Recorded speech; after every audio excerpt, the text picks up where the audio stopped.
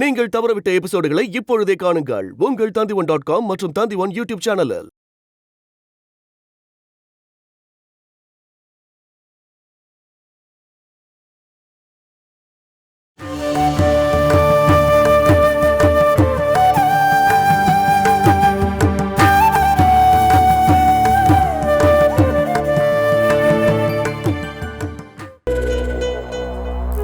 நான் இந்த அடுப்படியை மட்டும் நம்பி வாழ்றவ.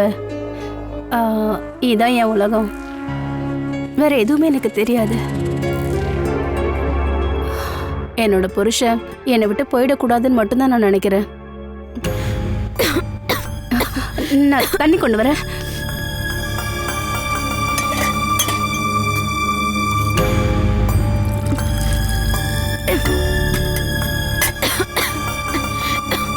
இந்த தண்ணி குடி.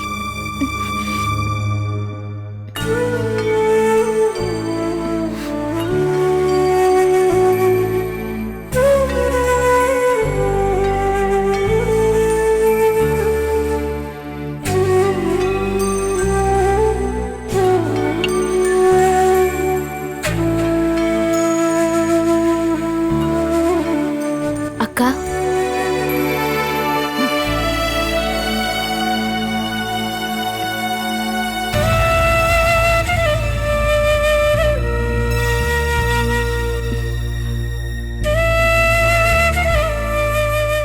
அது சரி, உங்களோட சண்டையெல்லாம் முடிஞ்சதா? அதுக்கு எங்களுக்குள்ள எந்த சண்டையும் இல்லையே, இல்லக்கா? அம்மா ரெடி ஆயிட்டாங்கம்மா.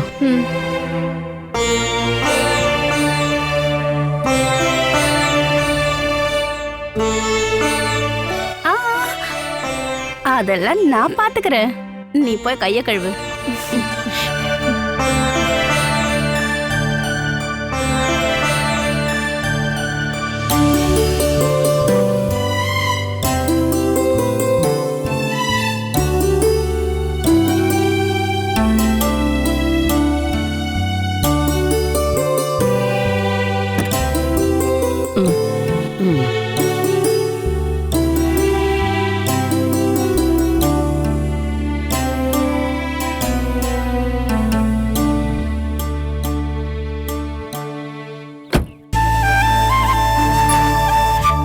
போயிட்டு வர அத்தை.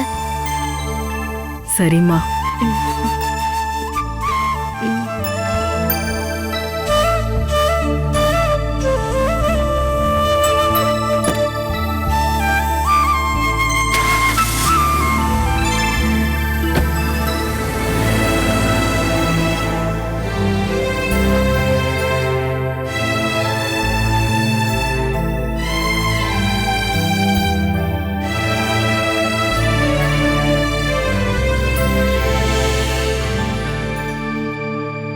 நான் தான் சொன்னல, அவன் ஒரு முரட்டுத்தனமான ஆளுன்னு. முதல்லயே நம்ம வீட்டை எழுதி கொடுத்துட்டு எங்கேயாவது போயிருக்கலாம்.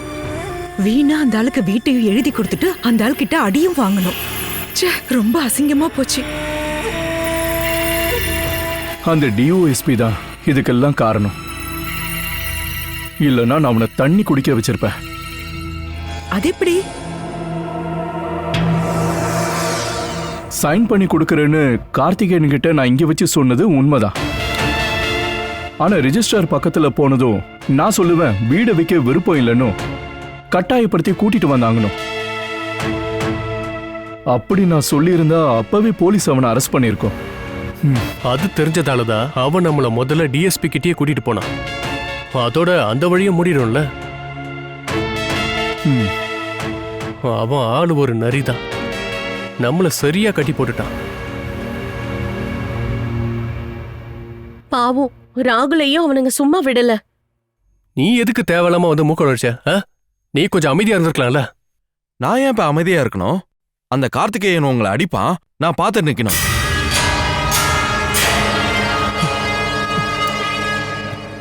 பரவாயில்ல, இதுக்கான பதில் நானே கொடுத்துக்கிறேன். இதெல்லாம் உங்க கணக்குல சேராது. இத நானே பாத்துக்கிறேன். நீ என்ன பண்ண போற ராகுல்? அவங்க கிட்ட சண்டைக்கும் பிரச்சனைக்கும் நீ போக வேண்டாம். அவங்க ரவுடி பசங்க. எனக்கு கிடைச்சத திரும்ப கொடுக்கலனா அது நல்லா இருக்காதுமா. எதுக்கு இந்த தேவையில்லாத கடன்லாம் நாம வச்சிட்டு இருக்கணும்? இதை என் வாழ்க்கையிலே நான் மறக்க மாட்டேன். எப்படி வாங்கணும்னோ அதே மாதிரி திரும்ப கொடுப்பேன். நான் யாருன்னு அவனுக்கு புரிய வைக்கிறேன். நம்ம இப்ப வீடு காலி பண்ணணும், புது வீடு வேற பார்க்கணும். வாசன்னு இந்த வீடை வாங்கினா 2-3 மாசம் நமக்கு டைம் கிடைக்கும்னு நான் நினைச்சேன். அதனால தானே நான் வேற வீடு எதுவும் பார்க்கல.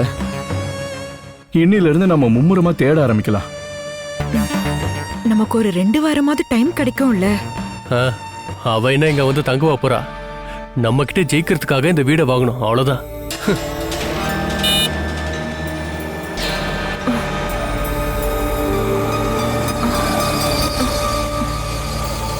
அந்த ஆளுதான் வரான். எதுவும் செய்ய தயங்க மாட்டாங்க. எது சொன்னாலும் நம்ம எதிர்த்து பேச வேண்டாம். ராகுல், உனக்கும் சேர்த்துதான் சொல்றேன்.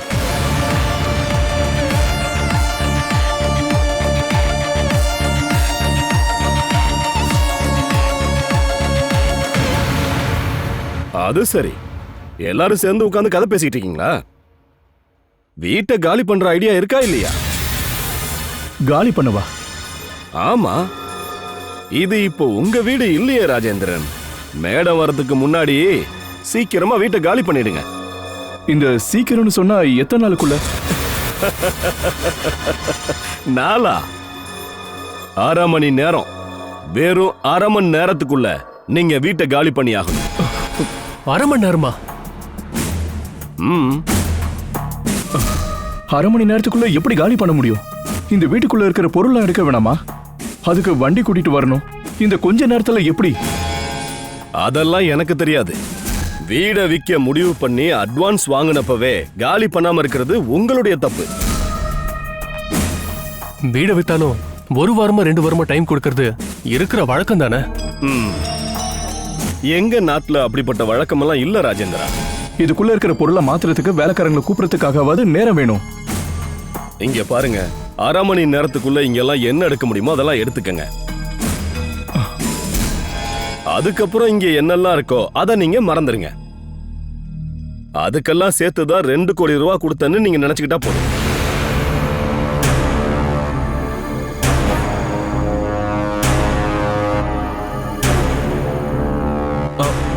இப்படி சொன்னா எப்படி?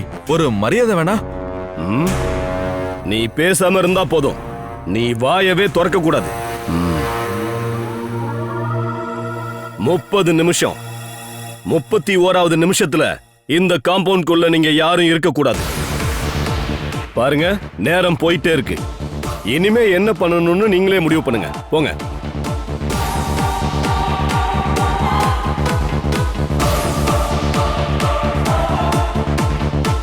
இங்க பாருங்க, அவன் சொன்னபடி செஞ்சிருவான். சீக்கிரமா எல்லாத்தையும் எடுத்துட்டு போறதுதான் புத்திசாலித்தனம். நம்ம ஒரு போலீஸ்ல கம்ப்ளைண்ட் கொடுத்தா என்ன? போலீஸ்காரங்க இவன் பக்கம் நின்னா நமக்கு எதுவுமே கிடைக்காம போயிடும். அண்ணன் சொன்னதுதான் சரி. எடுக்க முடிஞ்சது சீக்கிரம் எடுங்க. வா.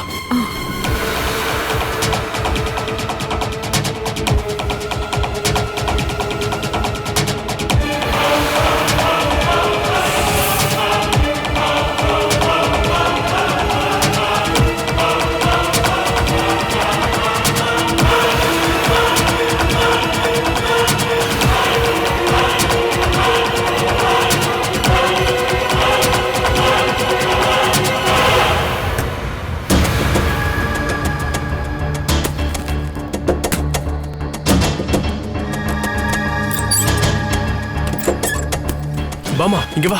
இருந்தாலும் இது எப்படி? கொடுங்க.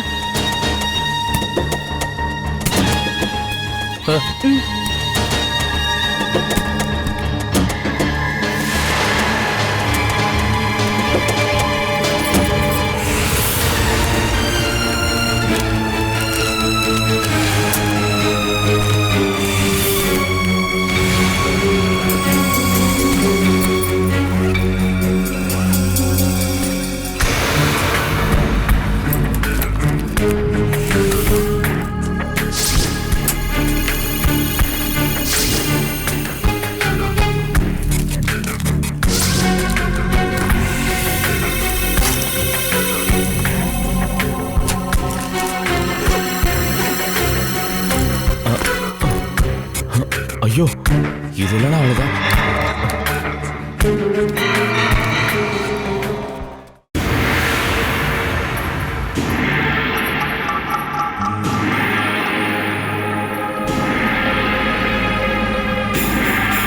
ஏய், ஐயோ கண்ணு எங்க வச்சிருக்க? என்னங்க நீங்க?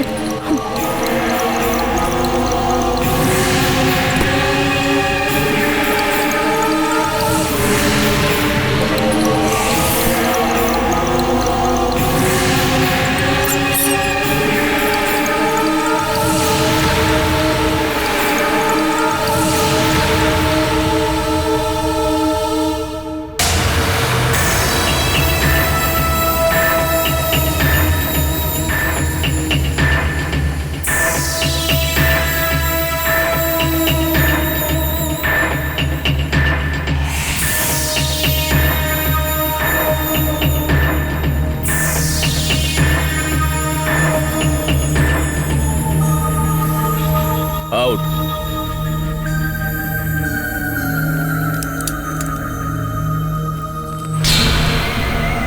நில்லுங்க. நீ அன்னைக்கு என்கிட்ட என்ன சொன்ன? மேடம் இதுக்குள்ள காலை வைக்கணும்னா இன்னொரு ஜென்மம் பிறக்கணும்னு இல்ல? இனிமே நீ இந்த ஜென்மத்துல இதுல காலை வைக்கணும்னா அதுக்கு மேடம் நினைக்கணும். புரியுது இல்ல? கழுத்தை புடிச்சு வெளியே தள்ளுறதுக்குள்ள சீக்கிரம் போயிடுங்க.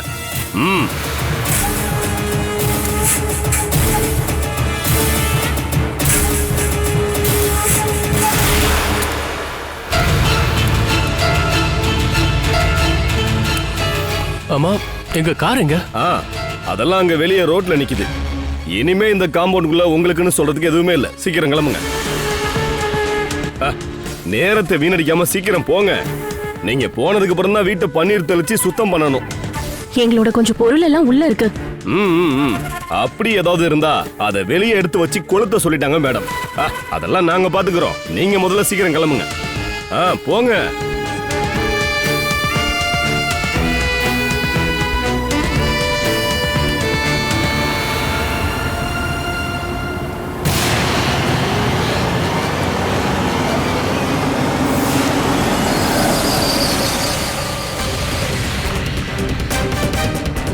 அத்தையோட காரு.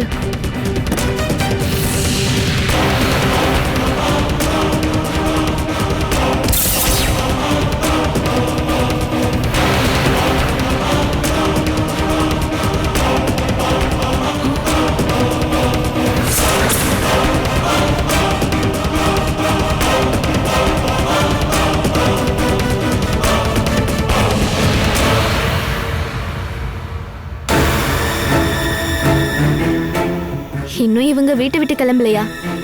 இப்ப போயிடுவாங்க மேடம்.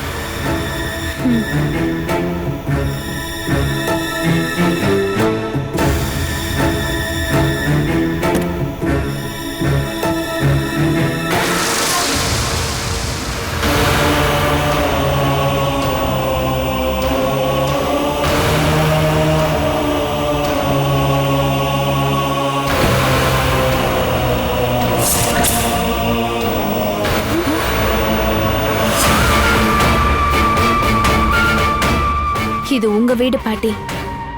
இனிமே உங்களை யாரும் போக சொல்ல மாட்டாங்க.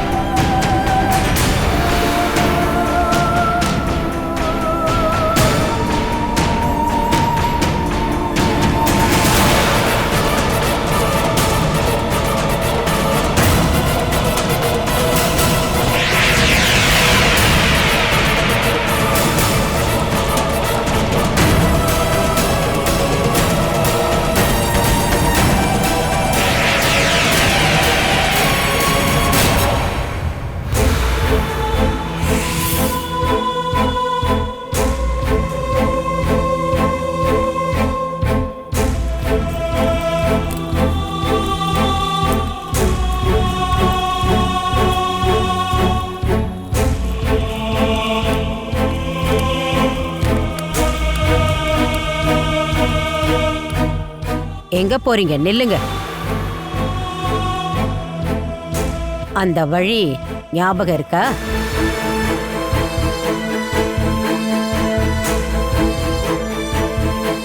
இதே வழியில தான் உங்களுக்கு உயிர் கொடுத்த உங்க அப்பாவை விரட்டி அடிச்சது.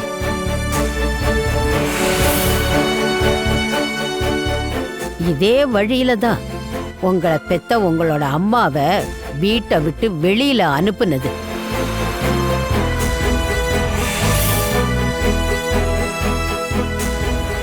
ஏதோ இந்த வழியில தான் நீங்க எல்லாரும் தங்கச்சி மாதிரி நினைக்க வேண்டிய ஒரு அப்பாவி பொண்ணை வீட்டை விட்டு வெளியே அனுப்புனது.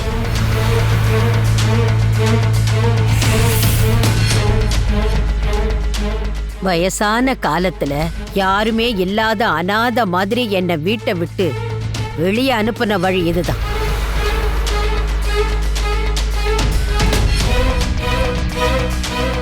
இப்போ அதே வழியில தான் நீங்களும் போற நிலைமை வந்திருக்கு. கேள்விப்பட்டிருக்கீங்களா? வினைய விதைச்சவன் வினையத்தான் அறுப்பான், தினைய விதைச்சவன் தினைய தான் அறுப்பான்னு.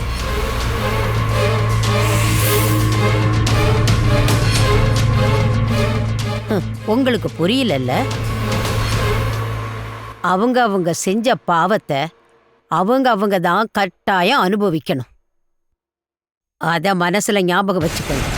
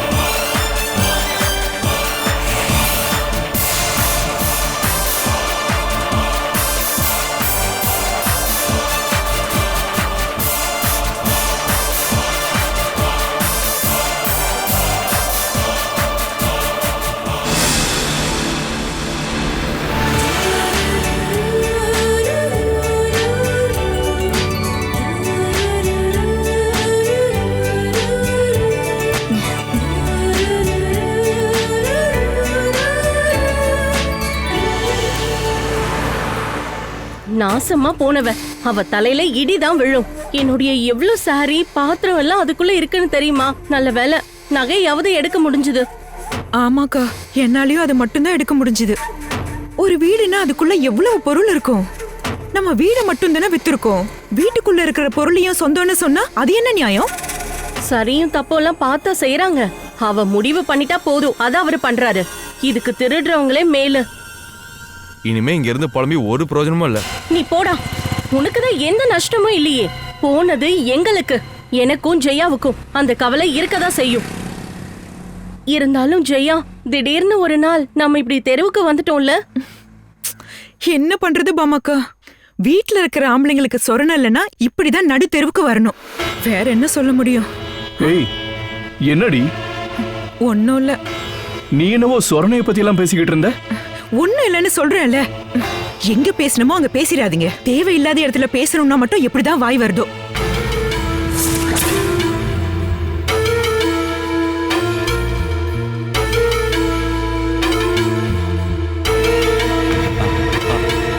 அம்மா, அந்த பேக் கொடுங்க.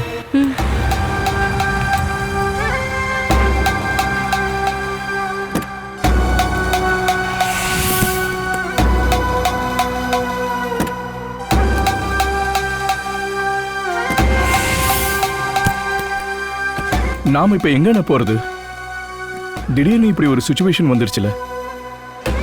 நாம எதிர்பார்க்கவே இல்லையே. திடீர்னு தங்கறதுக்கு ஒரு வீடு கண்டுபிடிக்கணும்னு சொன்னா அது அவ்வளவு ஈஸி இல்ல. இப்போதைக்கு கஜேந்திரன் தான் நமக்கு ஒரே வழி. அந்த பழைய வீட்டுக்கே போவோம். அவன் தான் சொன்னால அங்க நிறைய ரூம் இருக்குன்னு. ஏதாவது ஒரு ரூம்ல நம்ம தங்கலாம். இப்போதைக்கு அது மட்டும்தான் ஒரே வழி. சரிதான். அப்படி செஞ்சா வாடகை வீட்டில் இருக்குன்னு யாரும் சொல்ல மாட்டாங்க. வசதி கொஞ்சம் கம்மியா தான் இருக்கும். அதை நம்ம பொறுத்துக்கிட்டா போதும். மகேன, நீங்க வண்டி எடுங்க. சீக்கிரமா நாம இங்க இருந்து கிளம்பலாம். அவளோட முகத்தை பார்த்த கோவம் எனக்கு இன்னும் போகவே இல்லை. ஆ